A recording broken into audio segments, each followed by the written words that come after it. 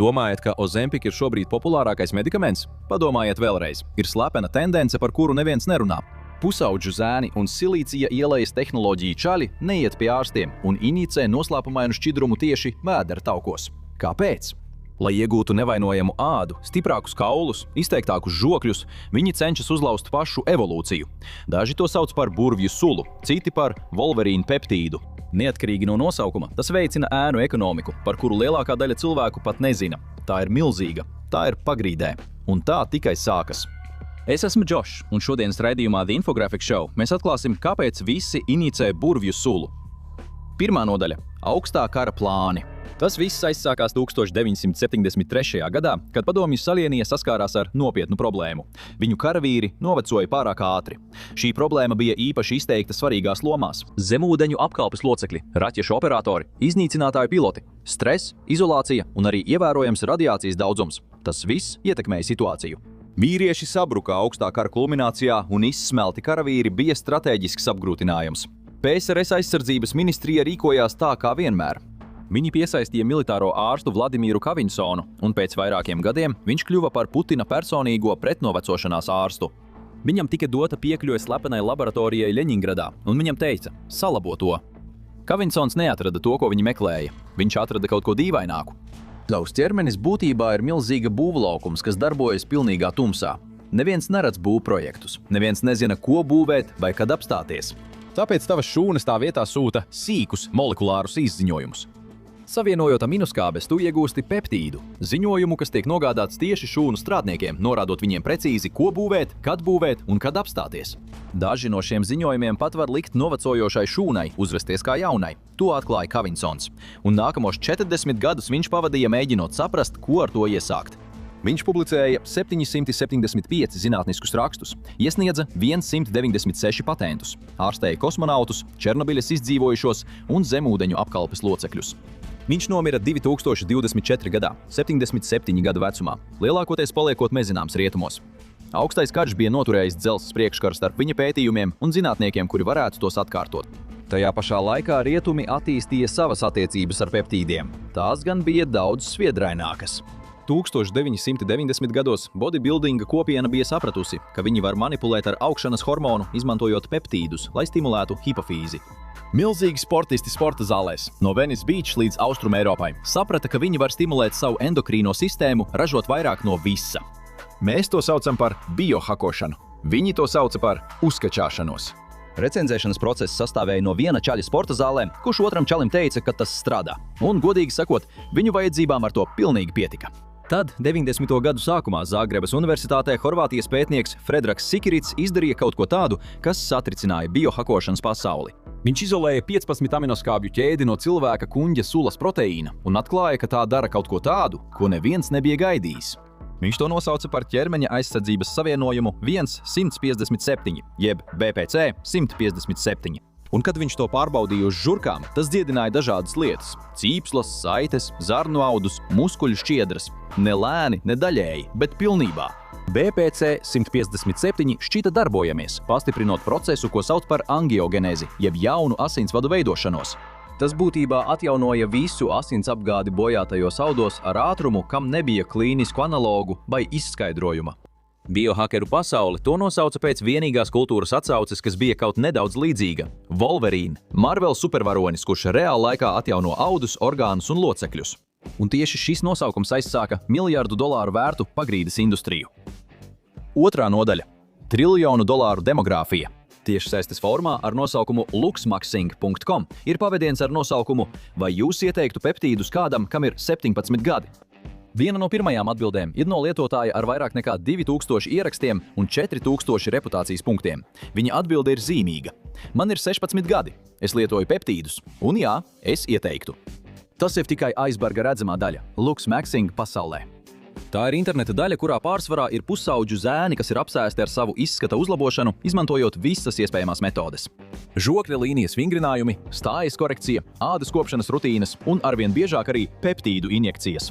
Un pirms tu pieņem, ka tā ir tikai marģināla nodarbe dažās guļamistabās, Ņujorka un Ņūdžersija ir pieņēmušas likumus, kas aizliedz pārdot peptīdus un veiktspēju uzlabojošas vielas nepilngadīgajiem.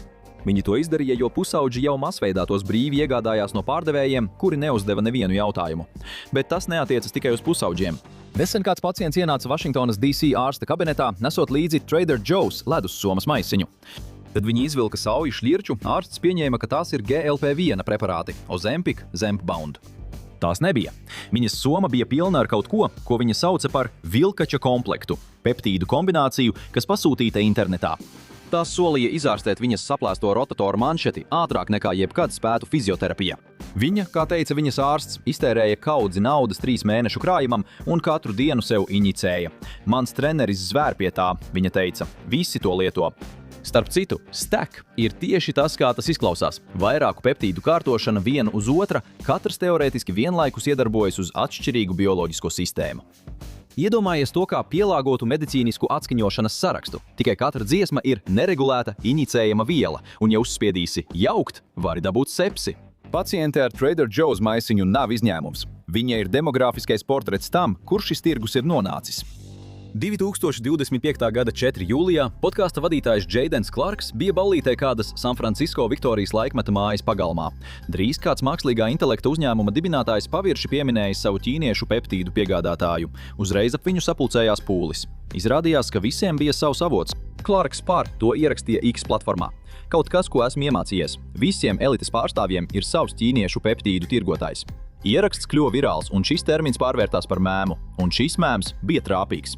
Pelēkā tirgus peptīdi kopš tā laika ir pārpludinājuši hakeru mājas, jaunuzņēmumu birojus, un tas ir īsts fakts – peptīdu reivus, kurus sponsorē piegādātāji. Nesenā pasākumā Frontier Town San Francisco bija darbnīca, kurā varēja sajaukt savus peptīdus. Kamēr DJs spēlēja tehno, fonā tika projicētas ķīmisko struktūru attēli.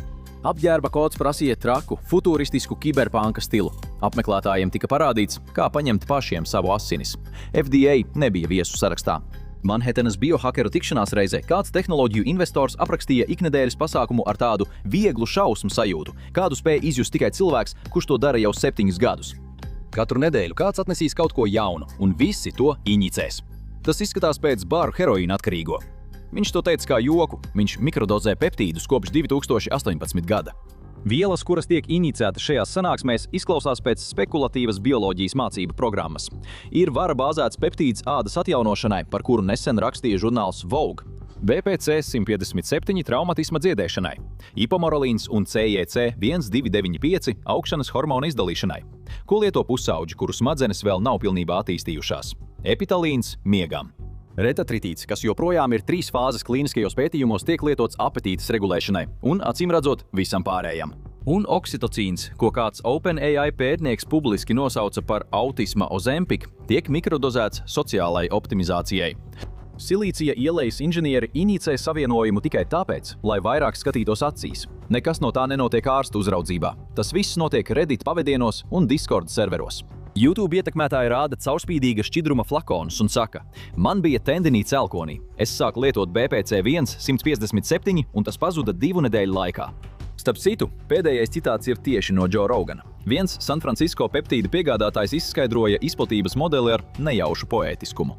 Tas vienmēr sākas ar izpilddirektoriem, tad tehnoloģiju direktoriem, tad operatīvajiem direktoriem. Biofarmācijas nozares cilvēki ir pārsteidzoši atturīgi. Viņi ir mazliet pārāk pakļāvīgi FDA. Viņš atzīmēja, ka viņa vidējais klients vairāk līdzinās Starbucks baristam. Bet tehnoloģiju speciālisti bija pirmie, viņš teica, jo viņi ir gatavi uzņemties absurdus riskus. Pretnovecošanās klīniku nozare veido savu ekonomiku. Uzņēmumi iekasē no $350 līdz $600 par katru peptīdu protokolu vienā sesijā. Gerejs Breka, kurš sevi dēvē par ultimāto cilvēku, pārdod peptīdu injekcijas savā tīmekļa vietnē un piedalījās podkāstā, lai popularizētu šo kategoriju miljoniem klausītāju. Brekas mārketings ir meistarklase, kā izklausīties zinātniski, neko patiesībā nesakot. Pārlūkojiet viņa vietnē apstiprināto un ieteikto $350 vērtu CJC 1295 un ipamorelīna komplektu un noklikšķiniet uz cilnes. Kam tas paredzēts? Jūs atradīsiet cilvēkus, kuri iekļauj peptīdu atbalstu strukturētās atveseļošanās, treniņu vai labsajūtas programmās un vēlas sinerģisku dubulto peptīdu iespēju, kas atbalsta hormonu signālu ceļus un audu uzturēšanu. Tas ir tikpat neskaidrs kā dubļains ūdens un dārgs kā kristāls. Ja vēlaties redzēt, kā cilvēki visradošākajos veidos ignorē veselo saprātu, noteikti nospiediet patīk, dalieties un abonējiet. Mums ir vēl daudz video, kuros mēs izskaidrojam lietas, ko cilvēkiem iespējams nevajadzētu darīt. Saskaņā ar ASV datiem hormonu un peptīdu savienojumu imports no Ķīnas aptuveni dubultojās 2025. gada pirmajos 3 ceturkšņos, sasniedzot $328 miljonus. Tas ir pieaugums no 164 miljoniem iepriekšējā gadā, bet visticamāk, šis skaitlis ir vēl lielāks. Nevienam nav precīzu aplēšu par to, cik daudz vēl tiek pārvietots caur nepareizi deklarētām pakām un vietējām pārsūtīšanas operācijām. Tikai legālais peptīdu terapeitisko līdzekļu tirgus pasaulē līdz 2033. gadam tiek prognozēts sasniegs $294,6 miljardus. Pelēkais tirgus nav tikai noapaļošanas kļūda, tas ir vesels atsevišķs industrijas sektors, un tas viss iet caur vienu valsti. 3. nodaļa – federālais paradokss. Visa šī situācija šķiet gandrīz tā, it kā tā būtu speciāli izveidota, lai radītu tieši to katastrofu, kas notika. FDA neaizliedza peptīdas tāpēc, ka cilvēki mira. 2023. gada beigās viņi klusi pārcēla 19 populārus peptīdus uz tā saucamo 2. kategorijas lielapjoma zāļu vielu sarakstu. Tas faktiski aizliedz aptiekām, kas nodarbojas ar zāļu izgatavošanu pēc pasūtījuma, tos sagatavot. Norādītais iemesls bija nepietiekami drošības dati, bažas par imunogenitāti un ražošanas kvalitātes problēmas. Tas viss ir taisnība. Un nekas no tā neizskaidro, kāpēc tieši šie konkrētie peptīdi tika izcelti, īpaši, ja tūkstošiem citu savienojumu ir tikpat vai pat vājāki pierādījumi. Lai to izskaidrotu, iespējams jāsako naudai. Zāļu apstiprināšana var izmaksāt no vairākiem desmitiem miljonu līdz pat vairākiem miljardiem dolāru klīniskajos pētījumos. Vienīgais veids, kā to atgūt, ir patents. Jūs iegūstat 20 gadus ekskluzīvu pārdošanu, kamēr visi konkurenti noskatās no malas. Tāds ir darījums. Tā tas vienmēr ir bijis. Taču te ir problēma. Šie peptīdi netika izgudroti laboratorijā, tie jau eksistē jūsu organismā. BPC-157 ir tieši fragments no dziedējoša proteīna, kas šobrīd atrodas jūsu kuņģī. TB500 imitē vielu, ko jūsu imūnsistēma ražo katru reizi, kad jūs gūstat traumu. Jūs nevarat patentēt kaut ko, ko jūsu paša ķermenis ražo, tāpēc neviens nefinansē pētījumus. FDA nekad nesaņem pierādījumus, kas tai nepieciešami, lai tos apstiprinātu, un šie savienojumi iestrēgst sava veida pastāvīgā tiesiskā strupceļā. Tie ir pieejami ikvienam, kam ir kredītkarte un pārlūk programma, bet nav iespējams, lai tos izrakstītu jebkurš licencēts ārsts vai izsniegtu jebkura licencēta aptieka. Likumpaklausīgam pilsonim šeit patiesībā ir mazāk likumīgu iespēju nekā kādam, kurš ir gatavs pirkt no svešinieka internetā. 2023. gadā ASV pārtikas un zāļu pārvalde FDA šo jau tā sarežģīto situāciju padarīja vēl sliktāku. Viņi aizliedza aptiekas, kas gatavo zāles pēc pasūtījuma, vienīgo likumīgo vidusceļu, kas patiešām darbojās. Tās bija licencētas iestādes, kur ārsti varēja pasūtīt peptīdus konkrētiem pacientiem ar kvalitātes kontroli, sterilitātes pārbaudēm un reālu medicīnisko uzraudzību. Tieši tāda infrastruktūra, kādu jūs vēlētos redzēt starp pacientu un eksperimentālu injicējumu savienojumu. Viss pazuda. Aizliegts vienā naktī. Vai cilvēki pārstāja lietot peptīdus? Nē. Pieprasījums vienkārši pieauga un pārcēlās tieši uz WhatsApp, rūpnīcām Guandunas provincē un to cilvēku vēnām, kuriem tagad nebija citas iespējas. 4. nodaļa – Ķīnas ēnu tirgus. Doktors Pols Abramsons, privātais ārsts San Francisco, ir novērojis, kā peptīdu lietošana strauji pieaug viņa jaunajiem tehnoloģiju jomas pacientiem. Viņš iepazīstināja ar iepirkuma procesu šādi. Tas nav gluži kā finansēt jaunu uzņēmumu. Tas ir naudas pārskaitījums nereģistrētai ārzonas kompānijai, balstoties tikai uz prezentācijas materiālu. Lūk, šis prezentācijas materiāls. BPC-157 flakons sāk savu ceļu Ķīnas sociālo mēdīju platformā, kas pazīstama kā Rednote. Pārdevēji darbojas ar tādu pārliecību, ka šķiet it kā viņi nekad nebūtu raizējušies par sekām. Viens slapenais žurnālists atrada pārdevēju, kura kontā bija redzami ledusskapji, kas pilni ar krāsaini marķētiem peptīdu flakoniem. Tiklīdz tika nodibināts kontakts, saruna uzreiz pārgāja uz WhatsApp. 10 flakoni, minimālais pasūtījums $60 par piegādi. Apmēram $48 kopā par 10 terzepatīda flakoniem, kas ir aktīvā viela Zbound, ko Eli Lilly pārdod Amerikas pacientiem par $399 mēnesī. Uzcenojums starp Ķīnas rūpnīcām un ASV aptiekām ir aptuveni 800%. Kāds šajā starpībā pelna ārkārtīgi daudz naudas, un tas nav cilvēks, kurš sev to injicē. Juridiskā fikcija, kas satur visu šo operāciju kopā, ir 3 vārdi – tikai pētnieciskai lietošanai. Saskaņā ar ASV federālajiem likumiem BPC-157 pārdošana tehniski ir likumīga, ja vien tas tiek tirgots laboratorijas pētījumiem. Tāpēc katra pārdevēja mājaslapa ir pilna ar atrunām. Nav paredzēts lietošanai cilvēkiem, tikai pētnieciskām vajadzībām. Nav paredzēts diagnosticēt, ārstēt, izārstēt vai novērst jebkādu slimību. Tā ir juridiska solījuma forma, atbildības vairogs, kas visu risku pilnībā pārceļ uz pircēju. Abas puses precīzi saprot, kas notiek. Kad žurnālists tieši pajautāja kādam Ķīnas rūpnīcas darbiniekam, vai viņi zina, ka viņu rietumu klienti injicē šos produktus, darbinieks nevilcinājās. Jā, tā tas ir. Tā bija visa atbilde. Muitas procedūrās lietas kļūst radošākas. Sūtījumi ierodas paslēpti kosmētikas iepakojumos, marķēti pietiekami neskaidri, lai izietu pārbaudi, vai arī tie tiek sūtīti lielos apjomos uz ASV adresēm, kur pirms piegādes tiek pievienotas individuālas USPS etiķetes. Tā ir vietēja pārsūtīšanas operācija, kas inspektoriem padara neredzamu starptautisko ceļojuma posmu. Muitas un robežapsardzības dienests par šo sistēmu zina jau gadiem. Viņu kontrole attiecībā uz personīgai lietošanai paredzētu peptīdu importu būtībā nepastāv. Tātad nē, risks šeit nav arests. Risks ir daudz personiskāks par to.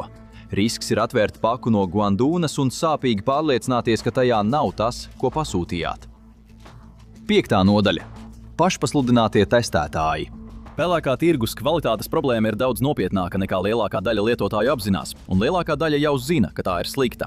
Vairāki pētījumi ir atklājuši, ka 20 līdz 60% pelēkā tirgus peptīdu saturēja nepareizas aminoskābju secības.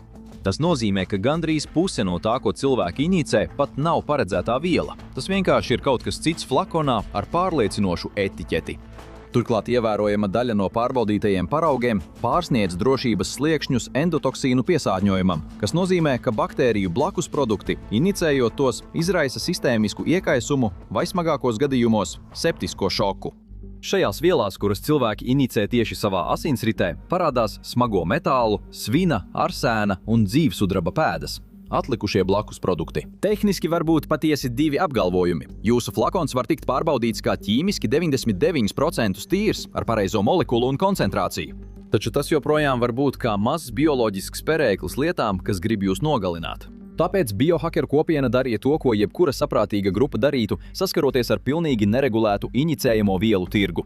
Viņi izveidoja komiteju. Viņi savāca līdzekļus ar pūļa finansējumu, lai nosūtītu paraugus neatkarīgām laboratorijām – Genoshik Čehijā un Findrik Teksasā, kas specializējas pelēkā tirgus savienojumu testēšanā. Rezultāti tiek publiski ievietoti fórumos un Discord serveros. Pārdevēji, kas iztur pārbaudi, tiek ieteikti. Tie, kas neiztur, tiek kritizēti. Tā ir pilnībā funkcionējoša patērētāju aizsardzības sistēma pilnīgi nelegālam tirgum, ko amatieri izveidojuši internetā savā brīvajā laikā. Problēma ir tā, ka analīzes certifikātus ir ārkārtīgi viegli viltot ar Photoshop palīdzību.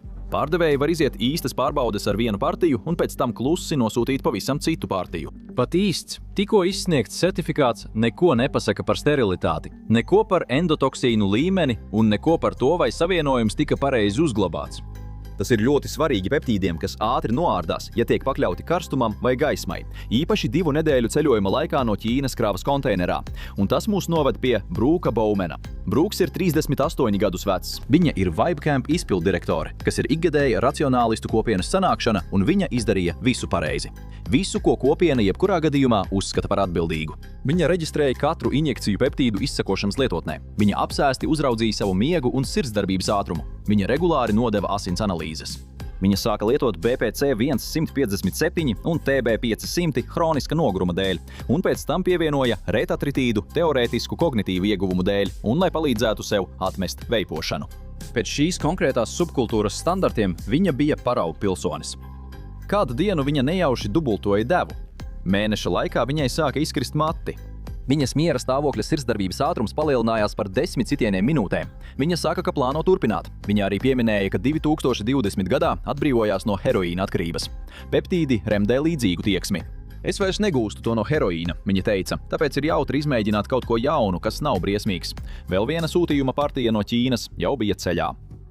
6. nodaļa – vēža paradokss.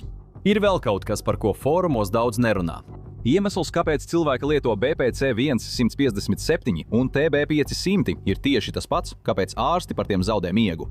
Abi savienojumi, ja tie vispār darbojas cilvēkiem, darbojas veicinot tā saukto angiogenēzi, jaunu asinsvadu veidošanos. Šis ir mehānisms, kas slēpjas aiz katra virsraksta apgalvojuma, ko esat redzējuši. Izārstēja manu cīpslu 2 nedēļās, sakārtoja manu zarnu traktu, pleca trauma, pazudusi. Angiogenēze darbojas, atjaunojot bojātos audus. Tā atjauno asins apgādi konkrētā apvidū, būtībā atjaunojot infrastruktūru, kas ķermenim nepieciešama, lai sevi salabotu. Tas izklausās lieliski. Bet angiogenēze ir arī tas, kā aug audzēji. Vēža šūnas nav maģiskas, tām ir vajadzīgs skābeklis, tām ir vajadzīgas barības vielas. Tās iegūst abus caur asinsvadiem, tieši tāpat kā viss pārējais tavā ķermenī. Un viena no pirmajām lietām, ko audzējs dara, kad tas sāk augt, ir ķīmisku signālu izsūtīšana, lai piesaistītu jaunus asinsvadus. Šo procesu sauc par audzēja angiogenēzi. Tas ir tik būtiski vēža izplatībai, ka vesela onkoloģisko zāļu paudze tika izstrādāta tieši ar mērķi to bloķēt. Cilvēki inicē savā ķermenī savienojumu, kas īpaši izstrādāts, lai pātrinātu jaunu asinsvadu augšanu visā ķermenī. Ja šie asinsvadi baro dziedējošu cīpslu, tas ir lieliski. Ja šie savienojumi nonāk pie pirmsvēža šūnu kopas, viņi varētu būt strauji iekustinājuši kaut ko, kas līdz tam klusi neprogresēja. Tas nav apstiprināts atklājums. Neviens nav veicis šo pētījumu. Un tas ir tāpēc, ka šie savienojumi nav apstiprināti un šādi pētījumi vienkārši nepastāv. Bet tas ir zinātniski pamatots satraukums, ko atkārtot izteikuši pētnieki, kuriem nav nekādas personīgas intereses. Tieši šāda veida brīdinājumi pazūd fórumu troksnī, kur pilns ar cilvēkiem, kuri jūtas vienkārši fantastiski. Doktors Ēriks Topols, Skripsa Translatīvās pētniecības institūta direktors, publiski paziņoja, ka visa peptīdu mānija ir nepamatota. No 36 publicētiem pētījumiem par BPC 157 līdz 2024 gadam 35 tika veikti ar dzīvniekiem. Lielākā daļa visu pasaules pētījumu par BPC 157 nāk no vienas laboratorijas, tās pašas laboratorijas Horvātijā, kur tas tika atklāts. Cilvēku klīniskais pētījums sākās 2015. gadā. Tas tika klusi atcelts 2016. gadā. Rezultāti nekad netika publicēti, netika sniegts nekāds skaidrojums, neviens to vairs neizskatīja. Tā ir visa pierādījumu bāze par vielu, ko miljoniem cilvēku injicē sev pirms brokastīm. Tātad būtībā burvju sulas lietotāji faktiski liek visu uz spēles eksperimentā, kurā viņi ir gan subjekts, gan kontroles grupa, un neviens neveic pierakstus. 7. nodaļa. RFK Juniora satricinājums un farmācijas slāsts. 2026. gada 27. februārī Roberts F. Kennedijs Jr. parādījās podkāstā Joe Rogan Experience un paziņoja, ka 14 no 19 peptīdiem, kurus FDA aizliedza 2023. gadā, drīzumā tiks atļauti no jauna, pārvietoti no 2. kategorijas atpakaļ uz 1. kategoriju. Aptiekas, kas gatavo zāles pēc individuālas ārsta receptes, atkal varēs tās izgatavot dažu nedēļu laikā. Biohakeru kopiena bija sajūsmā. Katrs fórums, katrs serveris, kas gadiem ilgi bija vācis līdzekļus laboratorijas testiem un apmainījies ar padomiem par Ķīnas piegādātājiem, tagad digitāli svinēja uzvaru. RFK pats nosauca sākotnējo aizliegumu par nelikumīgu un teica, ka tas ir radījis pelēko tirgu, kuru it kā mēģināja novērst. Šajā ziņā viņam ir taisnība. Pēc 2023. gada pelēkais tirgus strauji izplatās. Cilvēku skaits, kas inicēja neregulētas, nestarilas vielas no ārzemēm, ievērojami pieauga. Aizliegums nevis apturēja peptīdu lietošanu, bet vienkārši padarīja to par pagrīdes aktivitāti. FDA būtībā bija veikuši operāciju, lai izņemtu skabargu, bet nejauši aizskāruši artēriju. Tāpēc jā, šī lēmuma atcelšana ir uzvara. Vienā konkrētā, šaurā nozīmē tas patiešām tā ir. Taču joprojām nav klīnisko pētījumu, joprojām nav drošības datu par to, kādas ir 10 gadus ilgas lietošanas sekas, joprojām nav atbildes uz jautājumu par vēzi. Un kamēr biohakeru kopiena svin atvērtās durvis, farmācijas industrija klusiņām visu izpērk. Tiek prognozēts, ka likumīgais peptīdu zāļu tirgus 10 gadu laikā dubultosies. Farmācijas uzņēmumi ir noslēgti. Darījumi vairāku $100 miljonu vērtībā. Tās ir summas, ko uzņēmumi ir gatavi ieguldīt, kad viņi ir pārliecināti, ka kaut kas darbojas, un sacenšas, lai to iegūtu pirms citiem. Dabisko molekulu nevar patentēt, to mēs jau esam noskaidrojuši. Bet ja nedaudz izmaina dažas aminoskābes, iesniedz jaunu formulas patentu, tad pēkšņi tas maksā $400 mēnesī. 20 gadus ar recepti, kuru jūsu apdrošināšana var pat nesekt, pēkšņi pelēkā tirgus rops aizveras brīdī, kad jūsu versija saņem FDA apstiprinājumu. Tagad ir legāla alternatīva. Fikcija par lietošanu tikai pētniecībā kļūst daudz grūtāk uzturams. Ik viens, kurš vēlas šo savienojumu, iet caur veselības aprūpes sistēmu, to pašu veselības aprūpes sistēmu, kuru šie uzņēmumi jau kontrolē. Tas ir vecākais gājiens farmācijas nozares arsenālā. Tas ir nostrādājis pilnīgi katru reizi, kad tas ir ticis izmantots. Miljoniem cilvēku ir testējuši šos savienojumus uz sevis. Viņi ir radījuši reālas pasaules datus, kurus klīniskajiem pētījumiem vajadzētu radīt. Cilvēki, kuri visvairāk gūst labumu no RFK paziņojuma, nav pusauģi Ohio, Silīcija ielejas tipi vai pat Brūka Baumena, kas gaida savu nākamo sūtījumu. Tie ir lielie farmācijas uzņēmumi, kuri var nopelnīt miljonus. Pagrīde visu šo laiku kalpoja par izmēģinājumu poligonu, un farmācijas nozare ieguva savus rezultātus bez maksas. Peptīdi ir daļa no stāsta, kur cilvēki vismaz cenšas paši sevi dziedēt. Ja vēlies redzēt, kā izskatās Amerikas neregulētās narkotiku elles otra puse, apskati vienīgās zāles, ar kurām nevar izdzīvot, vai arī noklikšķini uz šī video.